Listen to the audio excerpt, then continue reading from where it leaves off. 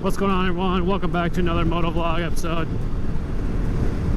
We're out here almost the end of December and it's still like 70 degrees out and sunny, obviously.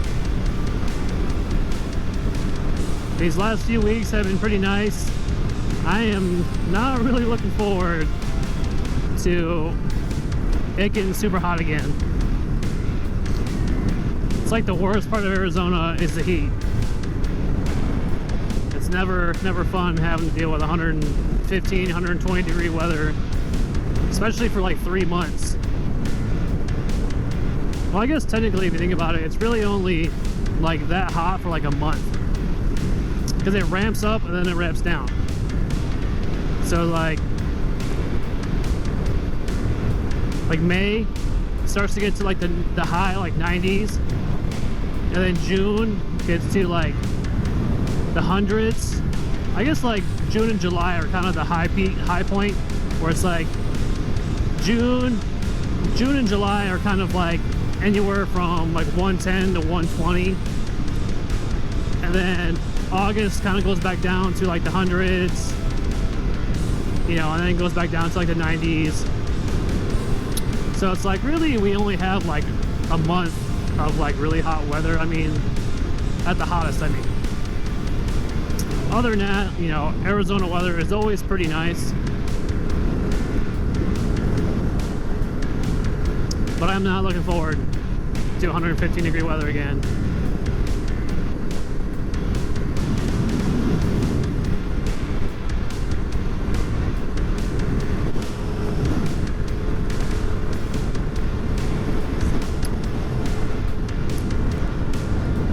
It's weird to think that, like, just going across the bridge and I'm over here in Nevada. Like, I've thought about like living over here, like the Laughlin side, but I just heard there's not a lot of like good areas, and you got like the super nice housing area, but it's like more on the expensive side.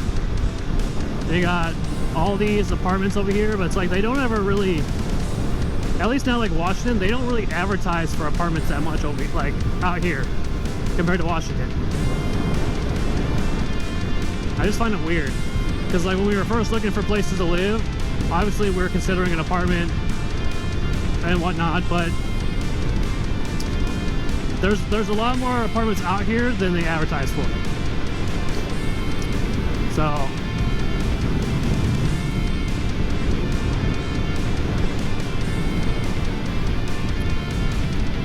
I've been looking online, obviously, to see if like any dealerships, any motorcycle dealerships are gonna have the 25 Z900, but it seems as if like nobody has it yet. I don't know if people have been putting orders, or if they plan on like having some like in stock. I know the place that I went to before up in Vegas, they still have 2 of the 24 models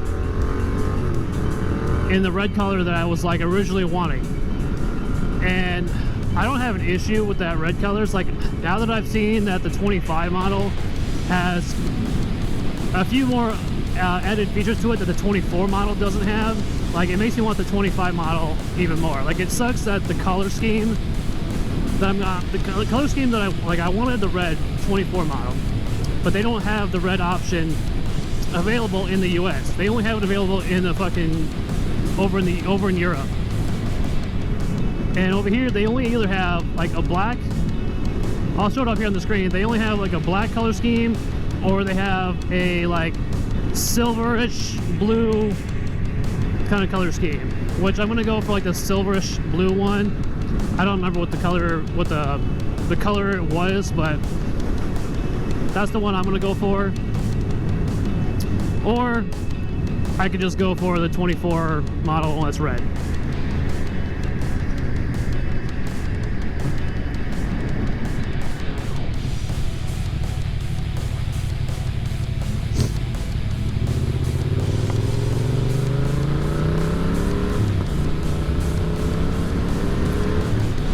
I know I say this like every time that I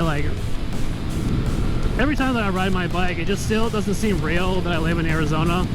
I don't know like what the deal is with that, but it's like being over here for over 2 years now, I just still can't grasp the concept that I live here now, because I don't know, maybe it's just a big effect because I lived in Washington for 20 years.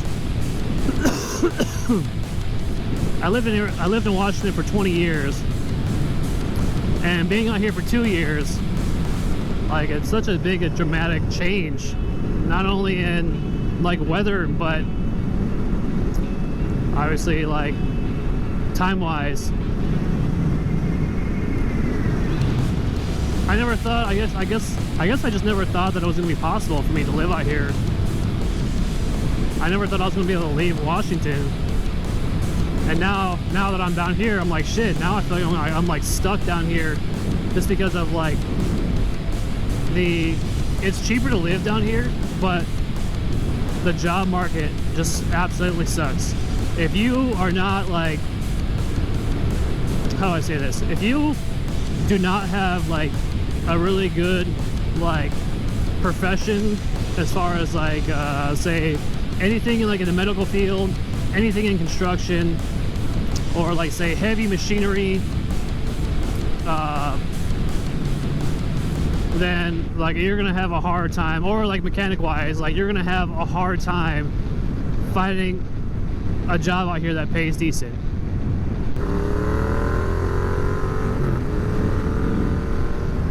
Like for me, I've got 14 years of warehouse experience. I've done a lot of different kinds of like warehouse jobs, and that's like where I have the most experience. Coming in second, I have automotive mechanical experience. I've worked at dealerships. I worked in the dealership industry. Well, not dealership exactly, but just automotive industry for like I say like 5 years, I guess you can say. I mean, I've worked on cars for ever since I was 18, and I'm 36 now. But out here, like, yeah, there are automotive jobs that I can get, but I'm kind of like burnt out on the whole automotive job, you know, side of it, because it's always going to be the same thing where it's like I don't want to work flat rate and have to like deal with like my money that way of like potentially not getting hours, or you know, that's just the main thing. Like, I don't want my money to be affected. Like, if I'm gonna be at a job for fucking 40 to 50 hours a week, but I'm only getting paid, say, like, not even 30, just because of, like, the whole flat rate, you know, thing, I just don't want to do it. And, you know, it's difficult nowadays for people who want to get into the automotive industry. It's different because, for one, the only way you can actually make good money in the automotive industry is if you are an experienced tech, or you're really fast and like quick at learning. Otherwise, like, you're gonna be struggling once they make you flat rate. If you're not familiar with it, so how it usually starts out, say for example you start off in an industry, right? You have no experience. What they're gonna do, if they even hire you, which they usually will, if like you're starting off as like a lube tech, they'll hire a lube tech to no experience, but some of them are kind of picky. But anyways, you'll start off as a lube tech. You'll do all the basic stuff like, you know, oil changes, tire rotations, wipers, bulbs, you know, air filters, cabin air filters, or whatever. That's the easy way in. So say, depending on what dealership you're at and how they go about, you know, like how they go about like kind of like essentially promoting you, depends on, you know, how they go about it. So I worked at Subaru, and over there, I think it was about 6-7 months. Like, once you're a lube tech for 6-7 months, and they see that you're like obviously like learning a lot more, you know, and your eagerness to want to move up and all that stuff, then they'll move you up to a line tech. And I was a line tech, so I was at Subaru. I was a lube tech for like 6-7 months. I moved up to be a line tech, and I was a line tech for like a good year and a half. And you know, there were still lots of things that I wasn't familiar with or hadn't learned yet, but I wasn't flat rate yet. So a year and a half and I was still hourly, which is like fine by me, because obviously, you know, I'm still learning how to do certain jobs, and my pay is not affected by it. I ended up leaving the dealership just because of, like, it was more kind of like a sweatshop, to where like they're just pushing you to get more and more cars done, you know, and it kind of, for me, it kind of ruins the whole, like, being a mechanic as a career for me.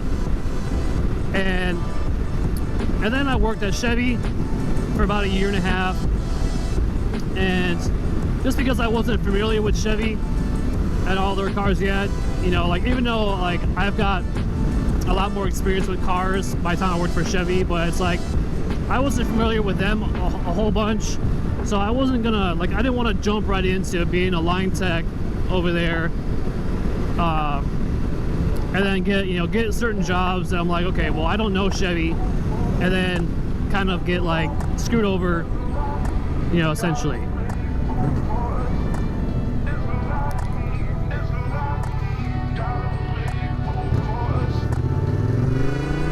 So I went to Chevy, and then, like, the service manager, he told me, he's like, oh, you know, do you want to be a line tech?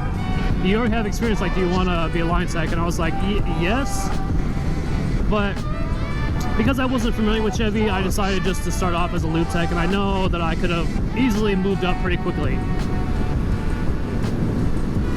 Wow, when did they pave this road? Anyways, I was a lube tech at like Chevy for like a month and a half, and then he quickly moved me up to line tech, just so that I got more familiar with it. And and then I was a line tech for a good amount, like I'd say like three, like not even 6 months, and he instantly moved me up to flat rate, which is not what I wanted, because over at Chevy they were doing things a lot differently than what they did at Subaru. Like, Subaru did it the right way, in my opinion, as far as you know, when they move you up, right, they're not going to give you jobs, they're not going to give you certain jobs that they don't know. Like, say for example, like brake jobs, right? You can say that you've done brake jobs, but they don't know for sure that you have that experience to be able to do those jobs and get them done properly, right? So they'll send you over to their schooling, like to the Subaru of America kind of schooling they do, and once you pass that class, then you come back to the dealership, and then they'll allow you to do that kind of work. It's that way, it's their way of ensuring that you know what you're doing, and it's more of like a liability kind of thing, where that way they know that you know how to do the job. Now Chevy and like Subaru, they do that for all their kind of things, you know, anywhere from brakes, suspension, engine work, transmission work, you know, anything. That's how Subaru does it, which is what I like. Chevy, on the other hand, over here, they don't do that at all. Say once you move up, you know, to a line tech or whatever, they'll start throwing jobs at you and be like, hey, here you go, you know, if you don't take this job, then it's as if you don't want to learn. But then if you take the job and you're not familiar with it, or you're not really experienced enough with it, then you're gonna lose out on money on your paychecks. So, which would be like, say for example, a certain job, you know, by the book pays 4 hours. So you're getting paid by the job, not by the hour when you're flat rate. So say a job takes 4 hours, but because you're not really sure like what you're doing, or it's taking you longer to do something, whatever, you know, the job pays 4 hours only. But say it takes you 6 hours to do the job. Once you're done, you're still only getting paid 4 hours, but you've wasted 6 hours on it. So you've lost 2 hours on your paycheck, essentially, right there. So depending on, say, like if you're working a 10-hour shift, right, you've spent 6 hours on this job, and you're only getting paid for 4. So then, you know, the rest of the day, you've only got 4 hours for the rest of the day, which, yeah, I mean, you could potentially make 8 hours in that 10 hours that that 10-hour shift, which is still not horrible, but you're working 4 10s essentially, and so you only made 8 hours. So you're there at the shop 40 hours a week, But if you're doing that constantly, you know, where you're getting 8 hours out of a 10-hour shift, or you're getting, you know, 5 hours out of a 10-hour shift, right? The normal 40 hours a week can go down to, say, like 25 or 30 hours for that week worth of work, and which is going to suck because then you're not getting paid the full 10 hours for the day. And if you do that all week, you know, then it's going to hurt you. And so that's what I didn't like about Chevy, is because I wasn't super familiar with them, and they're trying to give me a bunch of work, you know, that I wasn't like super familiar with, and it was hurting me hour-wise, where, like, you know, I was there 40 hours a week, you know, 80 hours every 2 weeks, but then I was only averaging I'd say averaging between anywhere between 55 to 65 hours every 2 weeks. So it's not horrible, but it's not that great. And it's like, I don't really want to have to fight for my money that way. So I mean, but if you're really experienced, then you can easily make over like 100 hours, you know, 120 hours every 2 weeks, you know, if you're only really working 40 hours a week essentially. But yeah, I wasn't into that, and so it kind of ruined it for me. But out here, like, it's so hard to find, especially like in the wintertime, you know, it's hard to find a full-time job because everywhere doesn't really want to hire people because it's a slower season, and everybody's only really looking for part-time people. And because, you know, this demographic out here is majority like older, elderly people. Yeah, there are younger kids and, you know, people my age and, you know, kids in high school and shit, but, you know, it's not like a lot of them.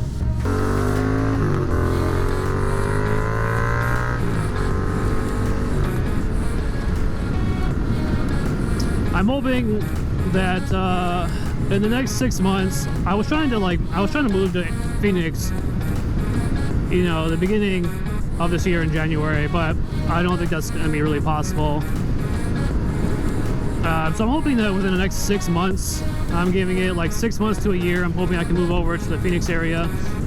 Because out here, like, for me, there's not really jobs. I mean, I don't want to go back to the automotive industry, obviously, just from all what I explained. But it's like there's no warehouse jobs really, and the few out here are on like the other side of the mountains, which is like 45 minutes away, and it's like I don't really want to do that anymore. So it's hard to find jobs out here for people who have like specific skills. I mean, the medical field, like I said, the medical field don't really have problems. If you like construction, you don't have problems with that out here. Like heavy machinery, you know, like engineer wise, like not an issue, but that's a shitty thing. But I'm hoping that I can get, at some point, I definitely want to get that Z20, that 2025 Z900. I'm just debating if I should like wait until I get over to Phoenix to do that, to get that bike, or if I want to ride up to Vegas to get it. Because, you know, I say like the March area, or around March is when it starts to get a lot colder. Because like when I first moved here, I think it was like the middle or the end of March is when it actually like snowed a lot.